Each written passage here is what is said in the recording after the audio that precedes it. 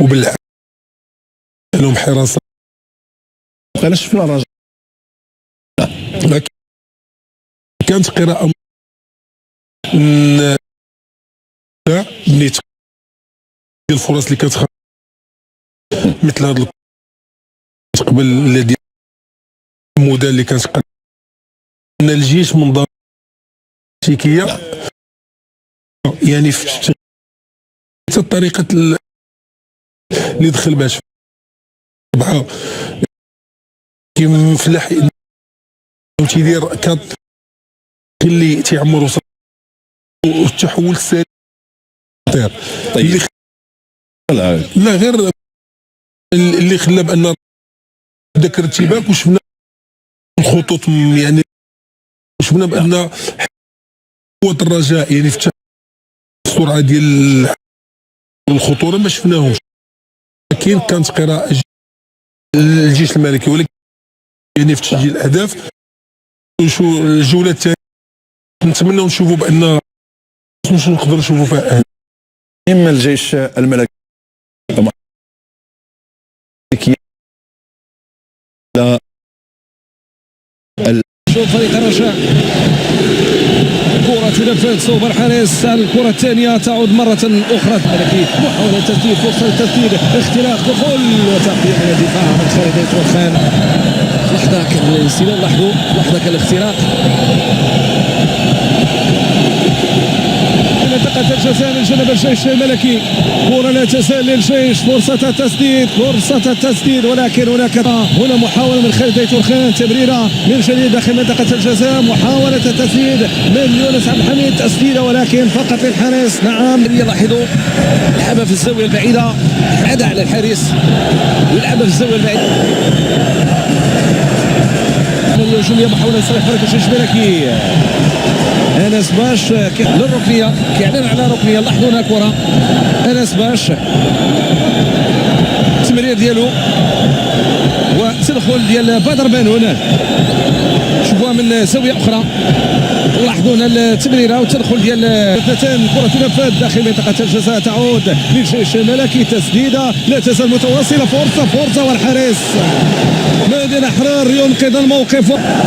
كره لعبت بهذه الكيفيه عنات للخلف ويات من ودي وبعد ذلك يحضر التسلل يونس عبد الحميد العمر. هذه لقطه جات بهذه الكيفيه نتابع. شوفوا هنا التحضير ويقرب الهدف. هذا الجدل التحكيمي وهذه اللقطة تحديدا من يقرر فيها وحكم الساحة محسن سوردي. شوفوا هنا اللقطة والكلمة لمحسن سوردي. إذا خذا القرار ديالو خذا القرار الآن يعود من جديد خذا القرار النهائي عند محسن سوردي. الآن لاحظوا نشوفوا الإعادة هنا الانطلاقة من الجهة اليمنى بعد ذلك التحليل داخل منطقة الجزاء ثم بعد ذلك السقوط بالعمري من سقط في المحظور.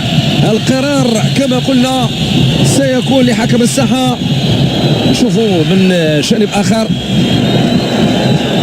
ضربة جزاء. الحديث عن الفار يناقش ضربة جزاء كما نتابع الآن. لاحظوا هنا حسين سوردي خدا القرار ديالو يلغي مشروعية كيراواغ. جوج اللاعبين امامه تمريره عرضيه فرصه ولكن لا تزال لاحمد حمودان يسدد كره مباشره عن الحارس. كره مره اخرى لعناصر فريق رجاء الرياضي عن طريق بدر بنون. لاحظوا احمد حمودان تسديده ارضيه لاعب سبق ومر بفريق 11 دقيقه. كره للجيش كارنيرو يرفع الكره في القائم الاول تغطيه فريق الجيش الملكي ومباشره صوب الصديق الامين بالعمري. كره تنفذ من بوغرين الماموري المحاولة للمراوغة والاختراق والدخول، الكرة للرجاء تمرير أو المراوغة استمرت وصلت لكن داخل المرتفعات. تصفيقات من الجماهير ومحاولة من جانب بولكسور، وهنا محاولة من صابر بوغرين، فرصة التسديد الأولى ضاعت والثانية أيضا ضاعت. محاولة الانسدال، البحث عن التمريرة العرضية من عثمان شريبي، رجع للخلف، كرة للرجاء. لاحظوا الكيفية اللي كانت وهذه كرة لكارنيرو، يبعد الخطر، كارنيرو يبعد يخترق يدخل داخل منطقة الجزاء، تمريرة عرضية لا تزال الخطورة للرجاء، تصويبة ممتازة ولكن إلى خارج. هذه حاولت المرور لكن يقول موسى كم هي لحظات